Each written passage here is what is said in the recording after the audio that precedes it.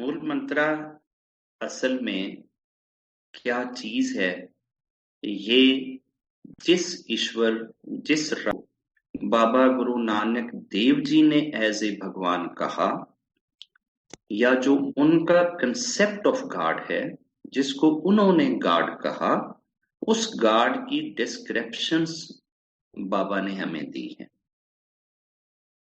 अब वो कैसे है कि डिस्क्रिप्शन उसकी कैरेक्टरिस्टिक्स से उन्होंने एक्सप्लेन करी है कि वो ऐसा है, वो ऐसा है, वो ऐसा है, वो ऐसा है।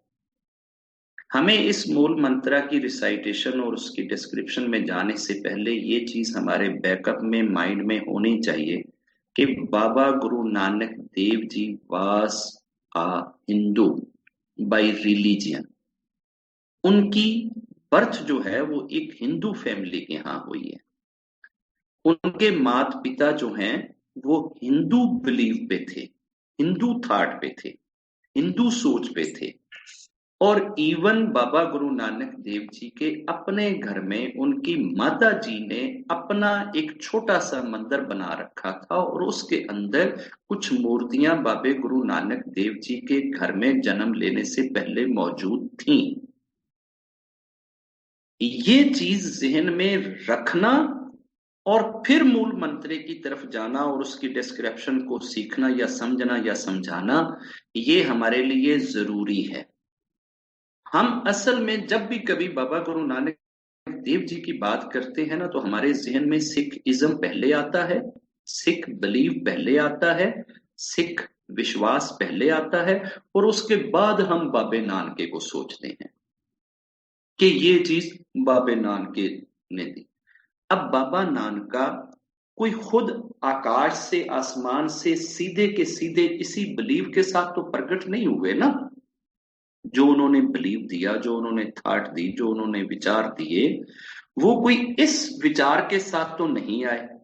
उस वक्त जो दो बड़े रिलीजन एग्जिस्ट करते थे, वो एक हिंदुइज्म था जो मेजॉरिटी में थे, और मिनॉरिटी में जो बाहर से इन्वेडर आए थे वो मुसलमान थे।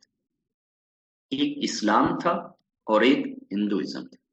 ये दोनों जो कंसेप्ट है, इन दोनों कंसेप्ट्स का आपस में कंट्राडिक्शन सिर्फ इस चीज पे है कि भगवान को दोनों मानते हैं, ईश्वर को दोनों मानते हैं, लेकिन दोनों किसको भगवान कहते हैं, किसको गॉड कहते हैं, किसको रब कहते हैं, किसको ईश्वर कहते हैं, इस चीज की डिस्क्रिप्शन दोनों की अलग अलग है। अब बाबा नानका मुसलमानों में जन्म नहीं ले रहा, उसके माता पिता मुसलमान नहीं है। बाबे नानके के तो माता पिता हिंदू थे, तो प्रिंसिपली असूलन तो बाबे नानके को जिस वक्त गायत्री मंत्रा मिल गया था, तो गायत्री मंत्रा मिलने के बाद, गायत्री मंत्रा जप करने के बाद, गायत्री मंत्रा रिसाइट करने के बाद मूल मंत्रा बनाने की जरूरत क्या थी? क्या गायत्री मंत्रा काफी नहीं था? गायत्री मंत्रा में भगवान का कंसेप्ट नहीं था, ईश्वर का कंसेप्ट नहीं था? करी है ना, इंटरप्रिटेशन करी है ना, उसके अंदर रब की कैरेक्टरिस्टिक्स बताई गई है ना। जब ये रब की कैरेक्टरिस्टिक्स मौजूद थी, तो फिर हिंदू होकर, हिंदू माता पिता के घर रहते हुए बाबे नानके को और क्या जरूरत पड़ी थी और एक्सप्लेन करने की, फर्दर फर्दर उसको और सिंपल बना के, बेटर बना के प्रेजेंट करने की।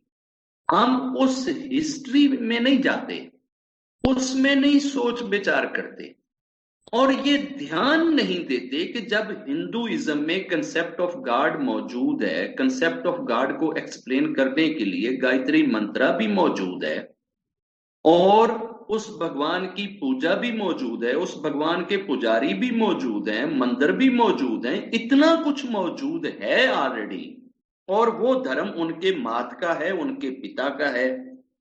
अब मात पिता ने जो धर्म दिया है, उस धर्म के बाद फिर मूल मंत्रा बनाने का तुक क्या बनता है? इसका मतलब है कि बाबा गुरु नानक देव जी को मूल मंत्रा से वो सेटिस्फेक्शन नहीं मिल रही। वो इससे आगे बढ़कर कुछ सोचते हैं, और वो क्या सोचते हैं वो ईश्वर को किस तरह से देखते हैं और किस तरह से समझते हैं और किस तरह से समझाना चाहते हैं, वो उन्होंने मूल मंत्र में हमें दिया है। अब ऐसे समय में जब मां गायत्री मंत्र पढ़ती हो, पिता गायत्री मंत्र पढ़ता हो और बेटा मूल मंत्र पढ़ता हो, आप इमेजिन कर सकते हैं मां के बिलीव, पिता के बिलीव को चैलेंज करना, माता पिता के बिलीव सिस्टम को, विश्वास को चैलेंज करना और उसके पैरेलल एक नया बिलीव सिस्टम देना। Is it an easy task? ये कोई आसान काम था? और मजे की बात यह है कि बाबे गुरु नानक देव जी का जो मूल मंत्र है, बाबे गुरु नानक देव जी का मूल मंत्र टोटल के टोटल हिंदुइज्म का डिनायल है। हिंदुइज्म की इमारत धड़ाम से नीचे गिरती है जब हम बाबे के मूल मंत्र को रिसाइट करते हैं या अंडरस्टैंड करते हैं या समझते हैं। सारे के सारे बिलीफ सिस्टम को, सारे के सारे विश्वास सिस्टम को बाबे गुरु नानक देव जी ने चैलेंज कर दिया। ये चैलेंज कोई और नहीं कर रहा, वो हस्ती कर रही है, वो जात कर रही है जो खुद हिंदू पेरेंट्स रखती है। अगर बाबे नानके का ये एक्शन कि हिंदू होने के बावजूद, हिंदू माता पिता रखने के बावजूद अपने पेरेंट्स के बिलीफ सिस्टम से हटकर कोई बेटर बिलीफ सिस्टम अगर उनको समझ में आया है, उसको अडेप्ट करना अगर पाप है, अगर उसमें रिफाइनरी लाना, बेटरमेंट लाना, सुधार लाना अगर पाप है, तो फिर बाबे नानके ने सबसे पहले ये पाप करा है, बाद में 10 गुरुओं ने करा है और फिर गुरु ग्रंथ साहब में वही पाप लिखा हुआ है। फिर तो बाबे नानके के ऊपर सबसे बड़ा पापी होने का एक तरह से आरोप ठहरता है कि उन्होंने अपने माता पिता के धर्म को छोड़कर एक नए विचार, एक नए सोच की बुनियाद रखी, फाउंडेशन रखी। और वो नई सोच और नया विचार क्या है? वो नया सोच, नया विचार ये है कि बाबे के माता पिता एक ईश्वर, एक भगवान के मानने वाले नहीं थे। बाबे की माता के घर में ना 3-4 मूर्तियां थी छोटी छोटी रखी हुई, और वो तीनों चारों मूर्तियों के आगे बाबे को उस वक्त नमन करने के लिए, मत्था टेकने के लिए, सरेंडर करने के लिए बोलती थी जब बाबे की एज 2 से 2.5 साल की थी। एक दिन के लिए भी बाबे नानके ने बाबे नानके के घर में पड़ी हुई मूर्तियों के आगे मत्था नहीं टेका। ये बाबे की चमत्कार सबसे पहले मां ने देखी है। बचपन में जो अपने माता पिता को चमत्कारी दिखाई है, वो चमत्कारी क्या है कि बाबे ने कभी भी उन मूर्तियों के आगे मत्था नहीं टेका जिन मूर्तियों के आगे माता पिता मत्था टेकते थे। आज आपको एक और सीक्रेट भी बता दूं, जिस वक्त बाबे का अभी जन्म नहीं हुआ था ना, बाबा मां के पेट में था ना, 9 माह तक मां चाहने के बावजूद मूर्ति के आगे मत्था नहीं टेक सकी। बाबा जी की माता उतनी देर तक मूर्ति के आगे मत्था नहीं टेक सकी जब तक के बाबे ने बर्थ नहीं ले ली, जन्म नहीं ले लिया। बहुत बार चाहा मां ने कि जो घर में पड़ी हुई मूर्तियां उनको मत्था टेक ले, बाबा मां के पेट में दर्द मचा देते थे, इतनी दर्द कर देते थे कि मां ਨੂੰ ਮੱਥਾ ਟੇਕਣਾ ਭੁੱਲ ਜਾਂਦਾ ਸੀ, ਉਹਨੂੰ ਹੋਰ ਸਿਆਪੇ ਪੈ ਜਾਂਦੇ ਸਨ, ਉਹ ਉਧਰ ਨੂੰ ਟੁਰ ਜਾਂਦੀ ਸੀ, ਯਾਦ ਹੀ ਭੁੱਲ ਜਾਂਦਾ ਸੀ ਕਿ ਮੱਥਾ ਵੀ ਟੇਕਣਾ। ਬਾਬੇ ਨੇ ਆਪਣੀ ਮਾਂ ਨੂੰ ਆਪਣੇ ਜਨਮ ਤੋਂ ਪਹਿਲੇ ਮਾਂ ਦੇ ਪੇਟ ਦੇ ਅੰਦਰ ਵੀ ਮੱਥਾ ਨਹੀਂ ਟੇਕਣ ਦਿੱਤਾ ਮੂਰਤੀਆਂ। ये हैं बाबा गुरु नानक देव जी। अगर मूर्तियों को मत्था टेकना जायज होता तो अपनी मां को मां के पेट में रहते हुए मत्था टेकने से ना रोकते। अब मजे की बात यह है कि जब माँ के पेट में थे तब तो माँ को रोका है, जब 2 साल के थे तब तो माँ टेकती थी, फिर क्यों नहीं रोका है? माँ के पेट में अगर होते हुए माथा टेका जाता ना तो वो बाबे की तरफ से समझा जाता, वो बाबे का भी मत्था समझा जाता। अब बाबा अड हो गया है, बाबे ने जन्म ले लिया है, बाबा अलहदा खड़ा है, अब बाबा फील कर सकता है, अपनी रिस्पॉन्सिबिलिटी ले सकता है। अब माँ अपने कर्मों की रिस्पॉन्सिबल है, बाबा अपने कर्मों का रिस्पॉन्सिबल है। अब माँ अगर मत्था टेक रही है तो वो माँ के ऊपर लिखा जाएगा, वो बाबे के ऊपर नहीं आएगा कि जी बाबा मत्था टेक रहा है। अब वो माँ का टेकना है, माँ ने मत्था टेका। जिस वक्त बाबे का जन्म हुआ है, अब बाबे जी के माता पिता जो हैं उन्होंने बाबे को मुख्तलिफ लोगों के पास शिक्षा लेने के लिए भेजा है। आपकी शिक्षा हिंदुओं ने भी करी है और आपकी शिक्षा मुसलमानों ने भी करी है।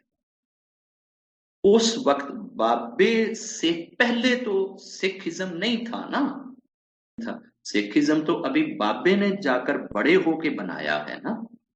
तो बाबा दोनों से शिक्षा लेता था और दोनों के साथ ऐसी ऐसी ऑब्जर्वेशंस रखता था दोनों इंस्ट्रक्टरों के सामने कि दोनों के दोनों इंस्ट्रक्टर जो है ना वो 2-4 दिन पढ़ाने के बाद बाबे के माता पिता को बुला के हाथ जोड़ी कर देते थे कि जी तुहाडे पुੱਤ ਨੂੰ पढ़ाना साडे वास दी गेम नहीं, ਇਹ कोई ਬਹੁਤਾ ही पढ़िया लिखिया हैगा, ਇਹਨੂੰ ਅਸੀਂ नहीं पढ़ा सकते। ਇਹ ਤੇ ਸਾਨੂੰ ਐਸੀਆਂ ਗੁੰਝਲਾਂ ਦੇ ਵਿੱਚ ਫਸਾ ਦਿੰਦਾ है, ऐसे क्वेश्चन कर ਦਿੰਦਾ है, ऐसी ऐसी ऑब्जर्वेशन साडे सामने रख ਦਿੰਦਾ है कि उसका उत्तर ਅਸੀਂ नहीं दे ਸਕਦੇ।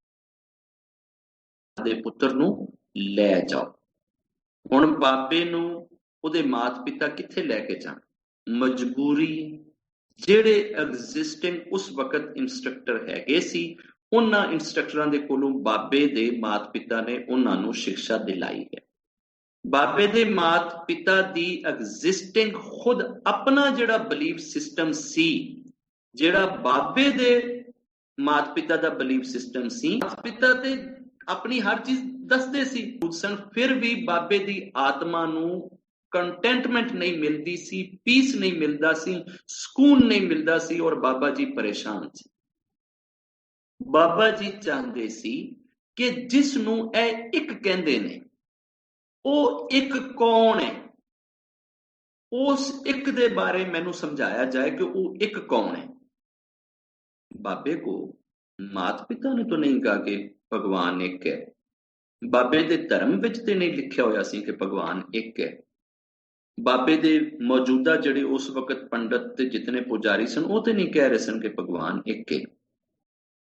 बाबा ते जदों किसी कोले पढ़न जांदा सी ना ते पहला अक्षर जदों पढ़दा सी ना उस पहले अक्षर दे उत्ते खड़ा कर लैंदा सी इंस्ट्रक्टर नूं ते कहंदा सी कि जी ऐस अक्षर दी मैनूं वजाहत कर दिओ। जे हिंदी पढ़न गया तो उन्होंने आ दे उत्ते खड़ा कर लिया कि ऐ की शब्द है, इसका मीनिंग की, ठीक है। जे वो अरेबिक पढ़न गया तो उन्होंने उस अरेबिक वर्ड के उत्ते अल्लफ के उत्ते पहले लफ्ज के उत्ते खड़ा कर लिया कि अल्लफ स्टैंड फॉर व्हाट, ठीक है। जे वो गिनती पढ़न गया ने तो उन्होंने वन के उत्ते खड़ा कर लिया कि जी ए एक एक जिहड़ा तुसीं कहा एक की चीज है, एक आया किथों है। तो ये ऑब्जर्वेशन डेप्थ बाय बर्थ बाबे गुरु नानक देव की हस्ती में, उनकी जात में रब ने रख दी थी। इस सारे ऑब्जर्वेशन पीरियड से गुजर कर 2 साल, 4 साल, 5 साल, 10 साल, 20 साल, ये सारा सिस्टम करने के बाद 25, 30, 40 वर्ष के होने के बाद बाबे ने जाकर ये मंत्रा बनाया। क्या बाबे को 10, 20, 25, 30 साल तक मंदिरों के अंदर खुदा का कंसेप्ट और इस्लाम के अंदर खुदा का कंसेप्ट, क्या ये दोनों कंसेप्ट नहीं पढ़ाए गए? दोनों कंसेप्ट बताए गए। दोनों कंसेप्टों को आप सामने रखें और फिर बाबे का कंसेप्ट आप सामने रखें। दोनों कंसेप्टों को आप पैरेलल देखें और इस बाबे के कंसेप्ट को देखें, फिर देखें कि बाबे का कंसेप्ट इस तरफ इंक्लाइंड है या उस तरफ इंक्लाइंड है। किसी बच्चे को के बलीव के खिलाफ जाना, बलीव के अगेंस्ट जाना, विश्वास के अगेंस्ट जाना और गायत्री मंत्रा के अगेंस्ट जाना, ये कोई आसान काम है? ये छोटी सी टक्कर है। पूरे सिस्टम को, पूरे विश्वास को, पूरे बिलीव को चैलेंज कर देना, ये कोई सिखला काम है? ये बाबे नानक ने किया। अब ये आरोप तो बाबे नानक के ऊपर लगना चाहिए सबसे पहले कि हिंदुइज्म को, हिंदू माता पिता के बिलीव को सबसे पहला चैलेंज जो किया है वो बाबे नानक ने किया। जिन्हों को इतराज है वो जाके बाबे नानक को पूछे कि उसने ऐसा क्यों किया है। और अगर ये समझते हैं कि हिंदुइज्म के बिलीव को चैलेंज करना पाप है, तो फिर बाबे नानक को पापी का आरोप दें और बाबे नानक को पापी कहा जाए और पापी समझा जाए और पापी ट्रीट किया जाए। मुझे दुनिया के ऊपर कोई हिंदू दिखा दे कि जो बाबे नानक को रिस्पेक्ट ना देता हो। क्यों देते हो रिस्पेक्ट भाई? इसलिए रिस्पेक्ट देते हो कि आप कहते हो कि जनाब 36 करोड़ देवी देवता है, वो कहता है जी एक है। आप कहते हैं जी ब्रह्मा विष्णु महेश है, वो कहता है जी नहीं एक है। आप कहते हो कि जी एक क्रिएटर है और एक प्रिजर्वर है और एक डिस्ट्रॉयर है, वो कहता है जी नहीं एक है। आप कहते हो कि जी वो बार बार अवतार बनता है, वो बार बार रूप धारता है, वो बार बार पृथ्वी पे आता है, वो कहता है जी नहीं वो एक है। हर चीज तो उसने उड़ा के रख दी है, हर चीज आपकी उसने खत्म कर दी है, और इसके बाद आप उसे कहते हैं कि जी उसको रिस्पेक्ट दो, उसको इज्जत दो, उसको मान दो, उसको सम्मान दो। वाय? अगर फिर भी आप उसको इज्जत मान सम्मान देते हैं और आपसे वो इज्जत मान सम्मान लेता है, तो फिर समझ लें कि यार आपके कंसेप्ट के अंदर कमी थी और उसने उस कमी को हाईलाइट कर दिया, और वो कमी हम सबको मान लेनी चाहिए। बाबा अगर होता किसी दूसरे धर्म से, बाबा क्रिश्चियन होता और फिर आकर हमारे धर्म को चैलेंज करता, बाबा जुविश होता और फिर आकर हमारे धर्म को चैलेंज करता, बाबा मुसलमान होता और फिर आकर हमारे धर्म को चैलेंज करता, तो हमें ये बात कहने को मिल जाती कि जी दूसरे धर्म से आकर इसलिए उसको हमारे धर्म की समझ नहीं आई, हमारे धर्म का पता नहीं चला, तो इसलिए उन्होंने अपनी ये बातें हमारे सामने रख दी, उन्होंने अपने धर्म की बात करी। तो क्या बाबे के पेरेंट्स का दोष है? उन्होंने बाबे को समझाया नहीं है सही, गायत्री मंत्र नहीं सही दसिया, अपना बिलीफ सिस्टम नहीं सही दसिया। माता पिता ने ते अपना सिर ते वालों तो लेके पैरों के नाखना तक जोर लाया। माता पिता ने ते सारा कुछ दसिया, सारा कुछ समझाया है, सारा कुछ माता पिता के कोलों सुन के ते बाबा कह रहा है कि नहीं, जिस खुदा के बारे में तुम मुझे बार बार समझाते हो और बार बार मुझे मंदिरों में ले जाके कभी दुर्गा के सामने खड़ा करते हो, कभी काली के सामने खड़ा करते हो, कभी हनुमान के सामने खड़ा करते हो, कभी शिवा के मंदिर में ले जाते हो, कभी these all are the not God, ये खुदा नहीं, मैं इनको खुदा नहीं मानता। अब हम चलते हैं बाबे नानक के पास कि बाबा हुण तू दस कि खुदा कौन है। असी ते हुण तक यही किया है कि ब्रह्मा खुदा है, विष्णु खुदा है, महेश खुदा है, राम जी भगवान है, हमने तो गुरुओं को भी भगवान कह लिया है। सबसे पहले उन्होंने हमारे जितने ये 36 करोड़ का कंसेप्ट था ना, उन्होंने 36 करोड़ के कंसेप्ट को चैलेंज करते हुए सारों की लिस्ट नहीं बनाई, 36 करोड़ का नाम नहीं लिया, उन्होंने सिंपली रोड़ा ही मुका दिता है। उन्होंने कहा जी अगर मैं एक एक के उत्ते डिस्कशन की ना कि ब्रह्मा भगवान नहीं है, तो इन्होंने कहना अच्छा ठीक है बाबा ब्रह्मा नहीं है तो विष्णु ते होए। फिर बाबे ने कहा जी इन्होंने विष्णु ते चले जाना, जब मैं विष्णु नु डिनाय किया तो इन्होंने शिवा ते चले जाना। बाबे ने इलाज किया, सानू सारियां चीजां नू एक एक दसन की बजाय एक उन्हें गल की कि वो एक जिसकी आप बात करते हो, जिसको आप रब कहते हो, जिसको आप गॉड कहते हो, जिसको आप ईश्वर कहोगे, भगवान कहोगे, वो एक ओंकार है। उसको किसी किस्म की बॉडी, किसी किस्म के शरीर, किसी किस्म के मैटर से, किसी किस्म की माया से आप एक्सप्लेन नहीं कर सकते, क्योंकि हर माया का कोई ओरिजिन होता है, हर माया का कोई एंड होता है, हर माया की ट्रांसफॉर्मेशन होती है। जिसके ऊपर माया की डेफिनेशन ना लगे वो ईश्वर। किसी किस्म की बॉडी, किसी किस्म का शरीर और किसी भी किस्म का आकार, किसी भी किस्म की एग्जिस्टेंस, किसी भी किस्म की मौजूदगी, किसी भी किस्म की प्रेजेंस, किसी भी किस्म का जाहिर होना, किसी भी किस्म का प्रकट होना, किसी भी किस्म का अवतार बनना, किसी भी तरह से दिखना, ये चीज अगर है तो वो खुदा नहीं है। उन्होंने इस एक शब्द से सारे के सारे 36 करोड़ देवी देवताओं को लम्हे पा देता है। खुदा कौन है? जिसका कोई आकार नहीं है, कोई बदन नहीं है। आप जितनी भी डेफिनेशन करेंगे वो सब की सब बॉडी से रिलेटेड है, शरीर से रिलेटेड है, और शरीर को और बॉडी को उन्होंने निगेट कर दिया है कि जब भी आप ईश्वर की डेफिनेशन करें, भगवान की डेफिनेशन करें, तो आपके जहन में जो भगवान आना चाहिए उसकी बॉडी नहीं आनी चाहिए, उसका आकार नहीं आना चाहिए, उस नहीं होना चाहिए, उसका कोई ब्याह शादी का कंसेप्ट नहीं होना चाहिए, उसकी कोई पत्नी नहीं होनी चाहिए, उसके कोई बच्चे नहीं होने चाहिए। अगर इन सिस्टम के अंदर कोई है जिहड़ा जम्मिया भी होवे, जिहड़ा वड्डा भी होया होवे, जिन्हें ब्याह भी किया होवे, जिन्हें पत्नी भी लियांदी होवे, जिहदे विचों बच्चे भी होए होण, वो रब नहीं है। क्योंकि यह सारियां चीजां लई आकार जरूरी है, इन्हां सारियां चीजां लई शरीर जरूरी है, इन्हां सारियां चीजां लई बॉडी विच होना जरूरी है। जिहड़ा बॉडी विच उन्हां दी पहली नेस्ट है, उन्हां दी पहली टीचिंग। बाबे नानके दे कोले असीं सारे हिंदू टुर गए कि बाबा जरा यह दस के रब कौन है। उन्हें कहा पुत्र विनोद, रब वो है कि जिहदा किसी भी जगह ते किसी भी किस्म नाल तू ओदे शरीर नूं सामने लिया के, बॉडी नूं सामने लिया के ओदी अगर एग्जिस्टेंस, ओदी प्रेजेंस दी गल करें ते वो रब नहीं। बाबा जे ओदा शरीर ही नहीं, जे ओदी बॉडी ही नहीं, जे ओदा कोई रूप ही नहीं, जे ओदा कोई रंग ही नहीं है, ते बाबा मैं उन्होंने किवें जाना? वो फिर की चीज है? वो की चीज है? उन्होंने मैं किस तरह फर्दर एक्सप्लेन करा? बाबे ने उस भगवान, उस ईश्वर दे कंसेप्ट दी फर्दर एक्सप्लेनेशन अगे जाके की कीती है? बाबा उन्होंने कहंदा है कि वो सतनाम। बाबा सतनाम की चीज है?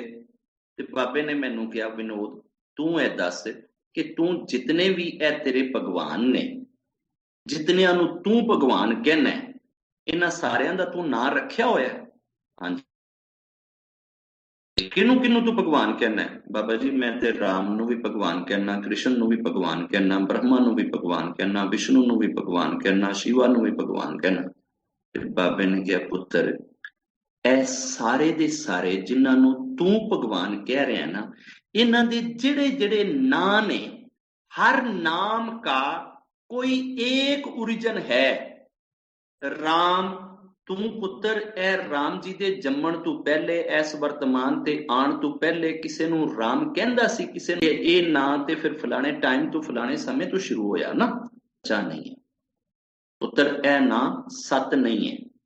बाबा ब्रह्मा पुत्र ए भी सत नहीं है। बाबा विष्णु उन्हें कहा पुत्र ए भी सत नहीं है। अच्छा बाबा ए दस महेश दे बारे तेरा की ख्याल है? उन्हें कहा ए भी सत नहीं। बाबा फिर सत की है, सच की है? उन्हें कहा पुत्र बाकी हर शय मिट जाएगी, बाकी हर शय खत्म हो जाएगी, नहीं होणगे। ये जेड़ियां जेड़ियां चीजां मिट जावन वो सत नहीं हुंदियां पुत्र, जेड़ा कदी भी ना मिटे वो सत हुंदा ही। ਉਹਨੂੰ ਕਹਿੰਦੇ ਨੇ ਪੁੱਤ ਸਤਨਾਮ। ਇੱਕ ਹੀ ਸਚਾਈ ਹੈ ਪੁੱਤਰ। ਇਹ ਬਾਬਾ ਪ੍ਰਿਥਵੀ ਜਿਹਦੇ ਉੱਤੇ ਮੈਂ ਬੈਠਾ, ਤੇ ਬਾਬੇ ਨੇ ਕਿਹਾ ਪੁੱਤਰ ਇਹ ਪ੍ਰਿਥਵੀ ਵੀ ਕਦੀ ਕ੍ਰੀਏਟ ਹੋਈ ਹੋਏਗੀ, ਕਦੀ ਬਣੀ ਹੋਏਗੀ, ਔਰ ਇੱਕ ਸਮੇਂ ਐਸਾ ਗੁਜ਼ਰਿਆ ਹੋਵੇਗਾ ਜਦੋਂ ਪ੍ਰਿਥਵੀ ਵੀ ਨਹੀਂ ਹੋਵੇਗੀ।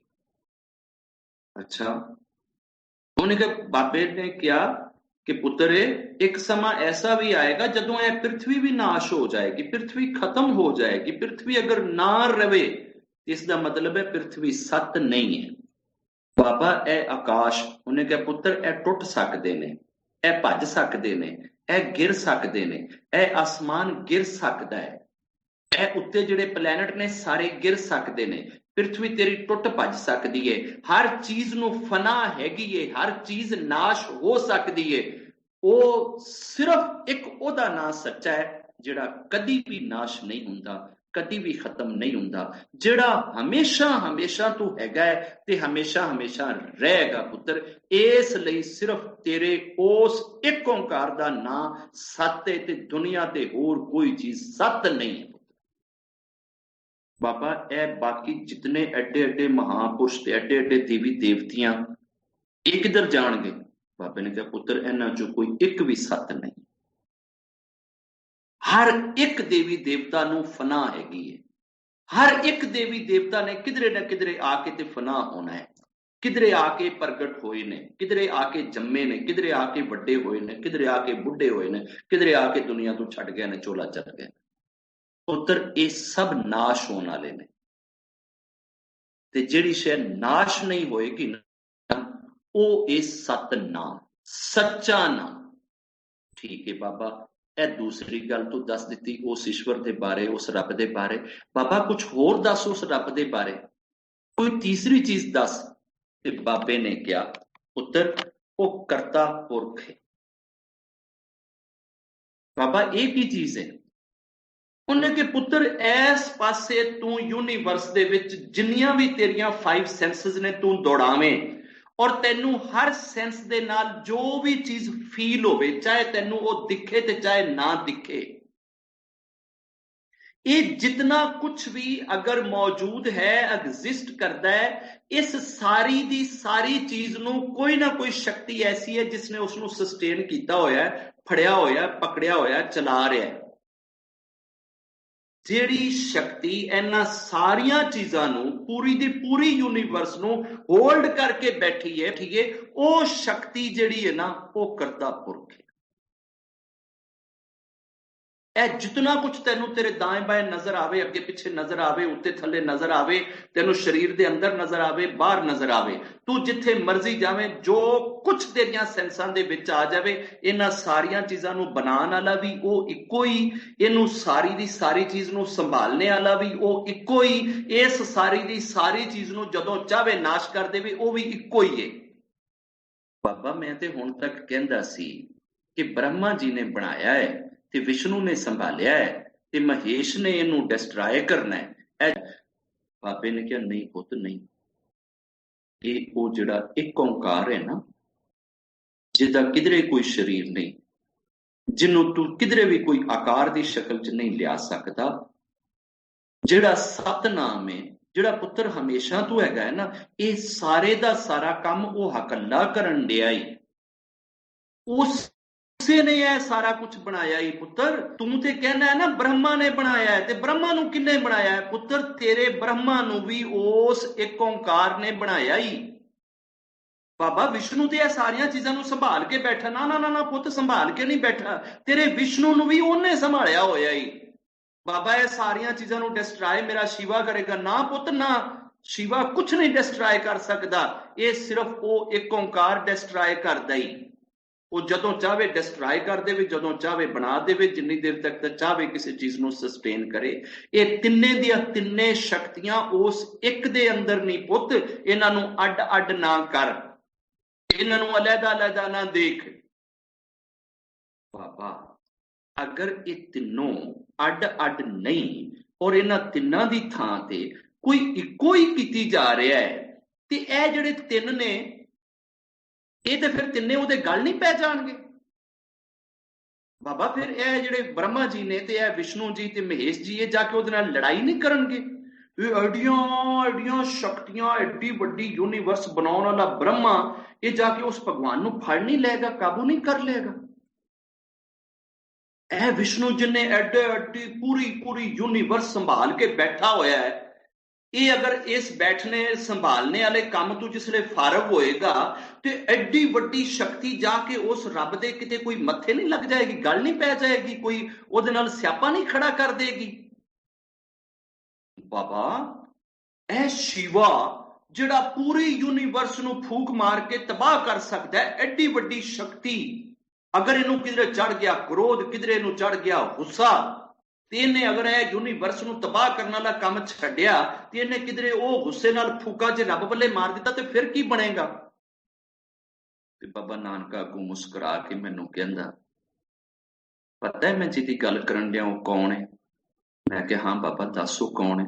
बाबे ने कहा वो निर्भव है, ਉਹਨੂੰ ਕਿਸੇ ਦਾ ਕੋਈ ਖੌਫ नहीं, ਉਹ तेरे ना ब्रह्मा को डरदा ही, ना तेरे विष्णु को डरदा ही, और ना ही तेरे महेश को डरदा ही, वो किसे दे कोलों भी नहीं डरदा। बाबा जी एडी वड्डी तेज आंधी आउंदी है, एडे एडे वड्डे वड्डे समंदर दे अंदर तूफान उठदे ने, ए बिजली एडे जोर नाल कड़कदी है, ए चीजां दे उत्ते पैंदी है, चीजां नूं तबाह कर दिंदी है, ए सारियां चीजां तू रब नूं कदे ऐदां कंबणी नहीं आई, कदी रब दा कदी त्रौ नहीं निकलिया।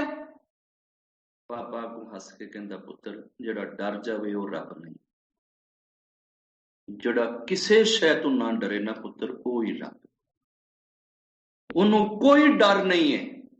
ऐ तू मत सोच कि ब्रह्मा वेला होके ते जाके उस रब दे अगे कोई फड्डा पा देगा।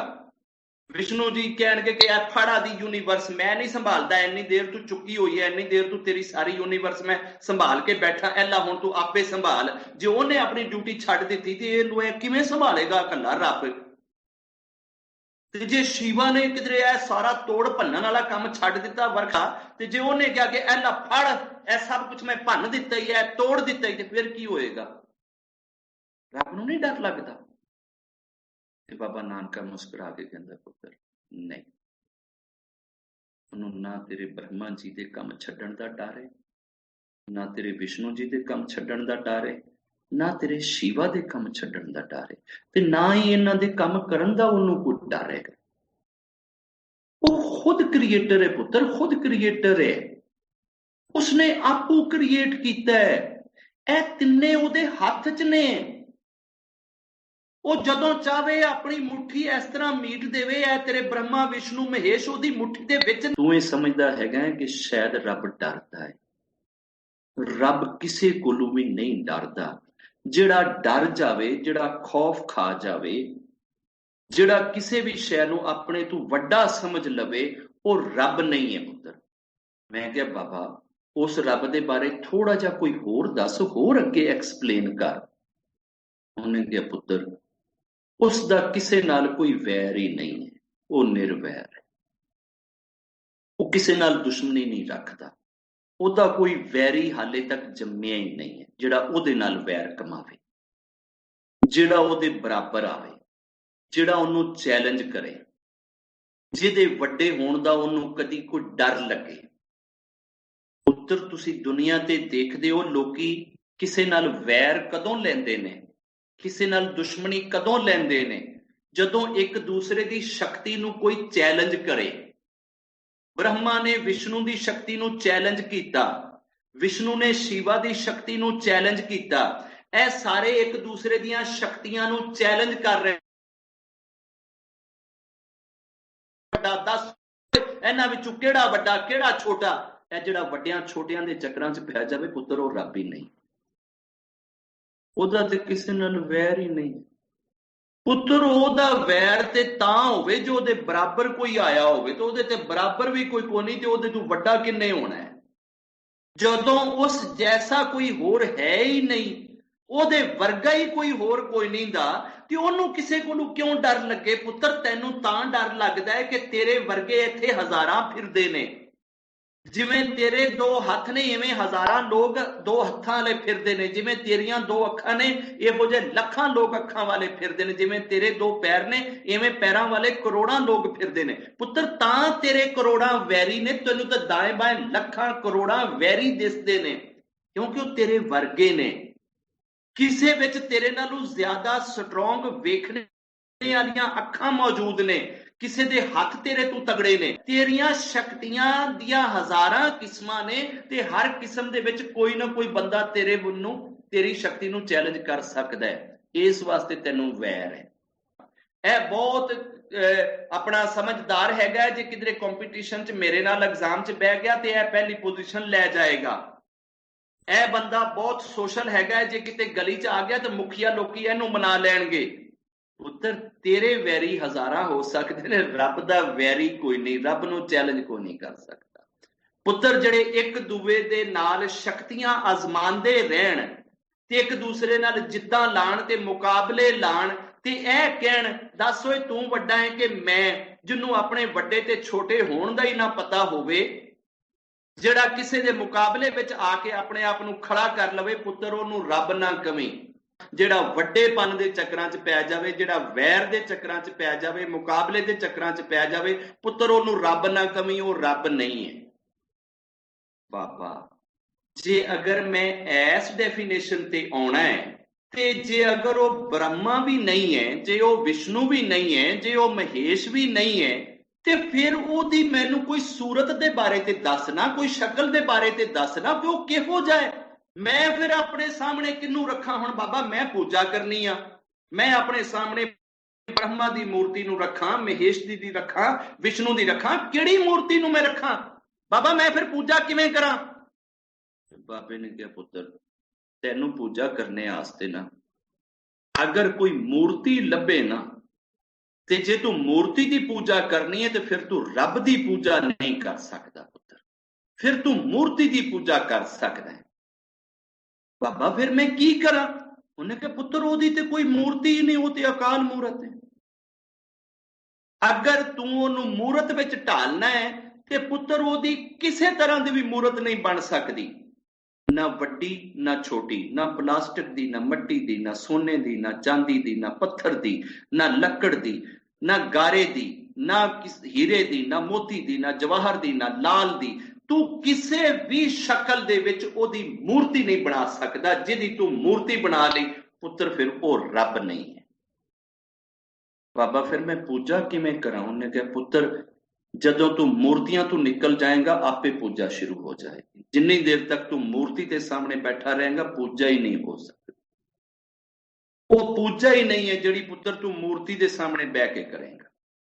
ਬਾਬਾ ਫਿਰ ਮੈਂ ਕੀ ਕਰਾਂ? ਉਹਨੇ ਕਿਹਾ ਪੁੱਤਰ ਉਸਨੂੰ ਅਕਾਲ ਮੂਰਤ ਮੰਨ, ਉਹਨੂੰ ਕਹਿ ਕੇ ਉਹ ਅਕਾਲ ਮੂਰਤ ਹੈ, ਉਹਦੀ ਕੋਈ ਮੂਰਤ ਨਹੀਂ ਹੈ।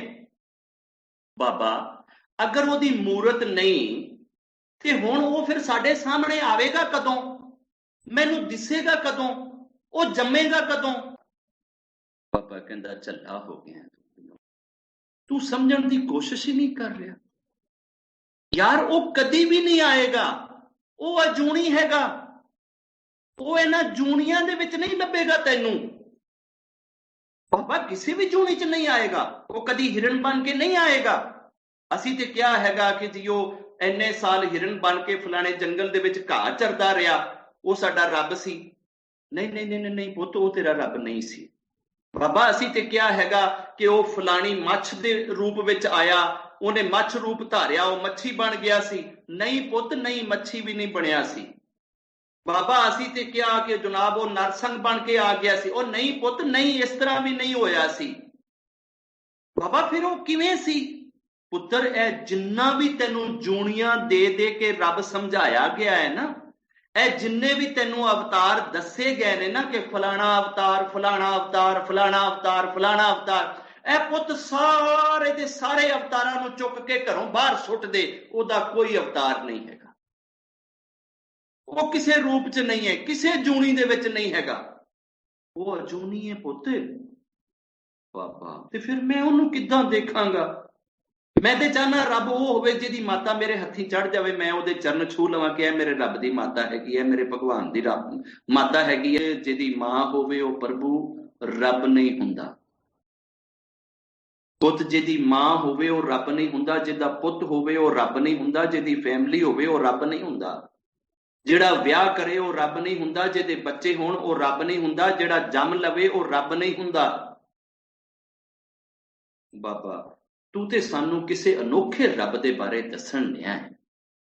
ਤੂੰ ਕਹਿੰਦਾ ਨਾ ਉਹਦੀ ਕੋਈ ਮੂਰਤ ਹੈਗੀ ਆ, ਨਾ ਉਹਦੀ ਕੋਈ ਅਜੂਣੀ ਹੈਗੀ ਆ। ਬਾਬਾ ਅਸੀਂ ਉਸ ਰੱਬ ਨੂੰ ਕੀ ਕਰੀਏ? ਕਿੱਦਾਂ ਫੀਲ ਕਰੀਏ? ਕਿੱਦਾਂ ਸਮਝੀਏ? ਉਹ ਕਿਵੇਂ ਹੈਗਾ ਫਿਰ? ਜੇ ਉਹਨੂੰ ਕਿਸੇ ਮਾਂ ਨੇ ਜੰਮਿਆ ਹੀ ਨਹੀਂ, ਜੇ ਉਹ ਕਿਸੇ ਦੇ ਘਰ 'ਚ ਆਇਆ ਹੀ ਨਹੀਂ, ਉਹਦਾ ਜਨਮ ਹੀ ਅਗਰ ਨਹੀਂ ਹੋਇਆ ਤੇ ਨਾ ਉਹਦਾ ਜਨਮ ਹੋਣਾ ਹੈ, ਤੇ ਫਿਰ ਉਹ ਆਪਣੇ ਆਪ ਕਿੱਦਾਂ ਹੈਗਾ? ਬਾਬਾ ਇਹ ਤੇ ਜਿੰਨੇ ਵੀ ਹੈਗੇ ਸਾਰਿਆਂ ਦੇ ਮਾਤ ਪਿਤਾ ਹੈਗੇ। ਕੋਈ ਕਿਤੇ ਆਪਣੇ ਕਿਸੇ ਫੁੱਲ ਵਿੱਚੋਂ ਜੰਮਣ ਡਿਆ ਤੇ ਕੋਈ ਕਿਸੇ ਦੀ ਨੇਵਲ ਵਿੱਚੋਂ ਜੰਮਣ ਡਿਆ ਤੇ ਕੋਈ ਵਾਯੋ ਵਿੱਚੋਂ ਜੰਮਣ ਡਿਆ ਤੇ ਕੋਈ ਜਲ ਵਿੱਚੋਂ ਜੰਮਣ ਡਿਆ। ਬਾਬਾ ਇਹ ਤੇ ਸਾਰੇ ਹੀ ਜੰਮਣ ਵਾਲੇ ਨੇ।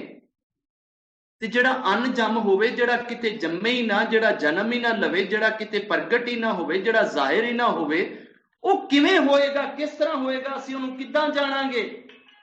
ਤੇ ਉਸ ਵਕਤ ਤੇ ਬਾਬੇ ਨਾਨਕੇ ਨੇ ਕਿਹਾ, ਪੁੱਤਰ ਇਹ ਜਿੰਨੀਆਂ ਡੈਫੀਨੇਸ਼ਨਾਂ ਤੂੰ ਹੁਣ ਤੱਕ ਰੱਬ ਦੀਆਂ ਸੁਣੀਆਂ ਨੇ ਨਾ, ਕਿ ਫਲਾਣਾ ਰੱਬ ਸੀ, ਫਲਾਣੇ ਟਾਈਮ ਤੇ ਆਇਆ ਸੀ, ਫਲਾਣੇ ਦੇ ਘਰ ਜੰਮਿਆ ਸੀ, ਫਲਾਣੀ ਉਹਦੀ ਮਾਂ ਸੀ, ਫਲਾਣਾ ਉਹਦਾ ਪਿਤਾ ਸੀ, ਫਲਾਣੇ ਦੇ ਨਾਲ ਉਹਨੇ ਵਿਆਹ ਕੀਤਾ, ਫਲਾਣੀ ਉਹਦੀ ਪਤਨੀ ਸੀ, ਤੇ ਐਨੇ ਜਨਮਾਂ ਤੋਂ ਉਹਦਾ ਇੰਤਜ਼ਾਰ ਕਰਨ ਡਈ ਸੀ, ਤੇ ਉਹਨੇ ਕਿਹਾ ਸੀ ਕਿ ਜਦੋਂ ਅਸੀਂ ਫਲਾਣੇ ਜਨਮ ਚ ਆਵਾਂਗੇ ਤੇ ਵਿਆਹ ਕਰਾਂਗੇ ਤੇ ਇਕੱਠੇ ਹੋਵਾਂਗੇ ਤੇ ਇੰਜ ਹੋਏਗਾ ਤੇ ਇੰਜ ਹੋਏਗਾ।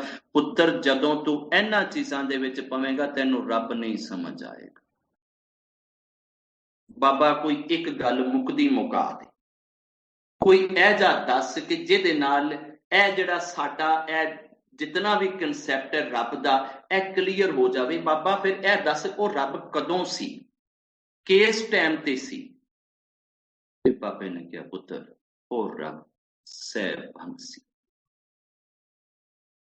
ਪੁੱਤਰ ਉਹ ਆਪਣੇ ਆਪ ਹੈ, ਉਹਦਾ ਕੋਈ ਮਾਤ ਨਹੀਂ ਹੈਗਾ, ਉਹਦਾ ਕੋਈ ਪਿਤਾ ਨਹੀਂ ਹੈਗਾ, ਉਹਨੂੰ ਕਿਸੇ ਨੇ ਜਨਮ ਨਹੀਂ ਦਿੱਤਾ, ਉਹ ਕਦੀ ਵੀ ਛੋਟਾ ਨਹੀਂ ਸੀ ਔਰ ਉਹ ਕਦੀ ਵੀ ਵੱਡਾ ਨਹੀਂ ਹੋਏਗਾ। ਪੁੱਤਰ ਉਹ ਹਮੇਸ਼ਾ ਤੋਂ ਇੱਕੋ ਜਿਹਾ ਹੀ ਹੈ, ਉਹ ਜਦੋਂ ਦਾ ਹੈਗਾ ਉਦੋਂ ਦਾ ਹੀ ਹੈਗਾ। ਨਾ ਤੇ ਉਹ ਪੁੱਤਰ ਟਾਈਮ ਦੇ ਨਾਲ ਬੁੱਢਾ ਹੋਣ ਡਿਆ ਤੇ ਨਾ ਉਹ ਕਮਜ਼ੋਰ ਹੋਣ ਡਿਆ, ਤੇ ਨਾ ਉਹ ਪਹਿਲੇ ਨਿੱਕੂ ਜਿਹਾ ਹੈ ਸੀ ਤੇ ਜੰਮ ਕੇ ਤੇ ਹੁਣ ਉਹ ਕੋਈ ਵੱਡੂ ਜਿਹਾ ਹੋਣ ਡਿਆ। ਉਹ ਇਹ ਨਿੱਕੂ ਵੱਡੂ ਵਾਲਾ ਚੱਕਰ ਨਹੀਂ ਉਹਦੇ ਚ, ਉਹਨੂੰ ਕਿਸੇ ਨੇ ਨਹੀਂ ਬਣਾਇਆ ਹੀ ਪੁੱਤ, ਉਹ ਆਪਣੇ ਆਪ ਹੀ ਹੈਗਾ। ਉਹ ਸਹਿਬੰਗ, ਉਹ ਆਪਣੇ ਆਪ ਦੇ ਵਿੱਚ, ਉਹ ਇਕੱਲਾ ਹੀ ਹੈ ਬਾਬਾ। ਤੇ ਉਹਨੂੰ ਧੁੱਪ ਦੀ ਲੋੜ ਪਵੇ ਤੇ ਉਹ ਕੀ ਕਰਦਾ ਹੈ? ਜੇ ਉਹਨੂੰ ਰੋਸ਼ਨੀ ਦੀ ਲੋੜ ਪਵੇ ਕਿਤੇ ਦੇਖਣੇ ਵਾਸਤੇ ਤੇ ਉਹ ਕੀ ਕਰਦਾ ਹੈ? ਉਹ ਪੁੱਤ ਤੂੰ ਇਹ ਸਮਝਦਾ ਹੈ ਕਿ ਸ਼ਾਇਦ ਉਹਨੂੰ ਸੂਰਿਆ ਦੇਵ ਦੀ ਲੋੜ ਹੋਏਗੀ। ਪੁੱਤ ਉਹਨੂੰ ਸੂਰਿਆ ਦੇਵ ਦੀ ਕੋਈ ਲੋੜ ਨਹੀਂ ਹੈਗੀ। ਉਹਨੂੰ ਧੁੱਪ, ਗਰਮੀ, ਸਰਦੀ, ਛਾਂ, ਸਾਇਆ, ਤੱਤਾ, ਠੰਡਾ ਇਹ ਚੀਜ਼ਾਂ ਦੇ ਨਾਲ ਤੂੰ ਡਿਫਾਈਨ ਨਾ ਕਰ। ਉਹ ਖੁਦ ਹੀ ਰੋਸ਼ਨ ਹੈ। ਉਹ ਖੁਦ ਝੱਲਾ ਹੋ ਗਿਆ, ਜਿੱਥੇ ਉਹ ਹੈਗਾ ਉੱਥੇ ਨਾ ਦਿਨ ਹੁੰਦਾ ਹੈ ਨਾ ਰਾਤ ਹੁੰਦੀ ਹੈ। ਉਹ ਤੋਂ ਉੱਥੇ ਅੰਧੇਰਾ ਨਹੀਂ ਹੁੰਦਾ, ਉਹ ਖੁਦ ਤੋਂ ਹੀ ਰੋਸ਼ਨ ਹੈ। ਉਹਨੂੰ ਕਿਸੇ ਚੰਨ ਦੀ ਲੋੜ ਨਹੀਂ ਹੈਗੀ, ਉਹ ਚੰਦਰਮਾ ਦੇ ਪਿੱਛੇ ਪਿੱਛੇ ਨਹੀਂ ਭੱਜਦਾ। ਬਾਬਾ ਚੱਲ ਇਹ ਦੱਸ ਉਹ ਖਾਂਦਾ ਪੀਂਦਾ ਕੀ ਹੈ?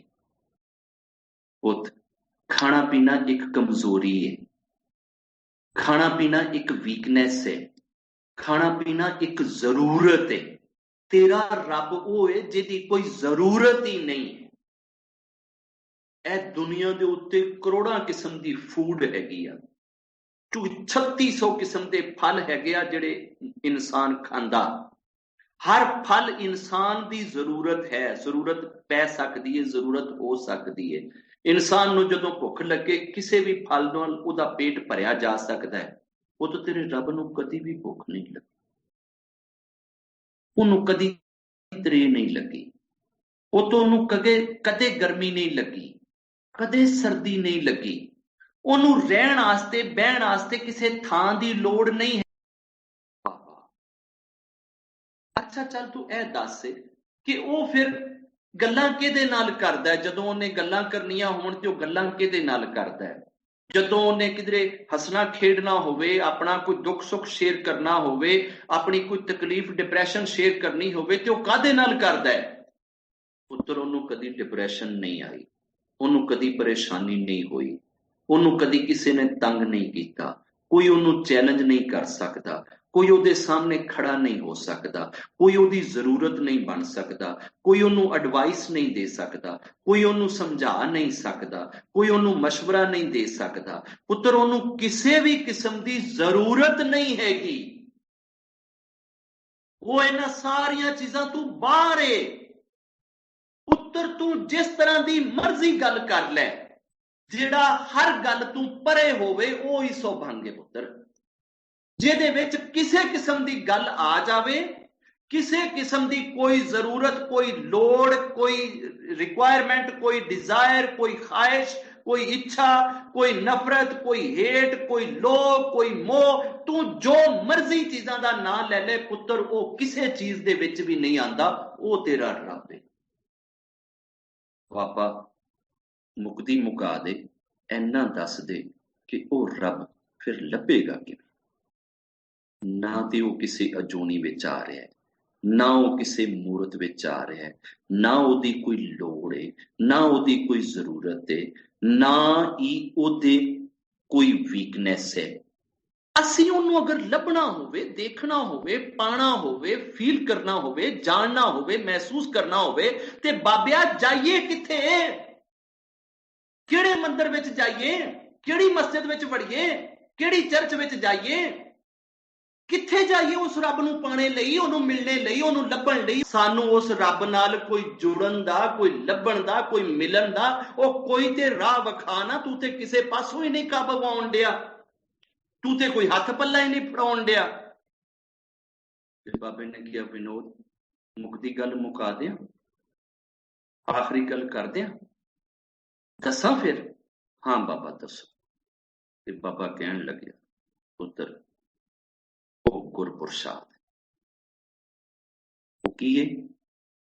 गुर प्रसाद पुत्र, वो गुरुआं दी बाणी दे विच, गुरुआं दे समझाने दे विच, गुरुआं दे फील कराने नाल, गुरुआं दे दसने दे नाल वो फील हुंदा है, उहदी समझ आंदी है, उहदा पता तैनू किसे गुरु कोलों लगेगा। तू देखना होवे ते गुरु दियां अखां दे नाल देखी, तू फील करना होवे ते गुरु दी फीलिंग दे विच वेखी, तू उसनू अपने इर्द गिर्द महसूस करना होवे ते गुरु दे महसूस करने दे विच महसूस करें।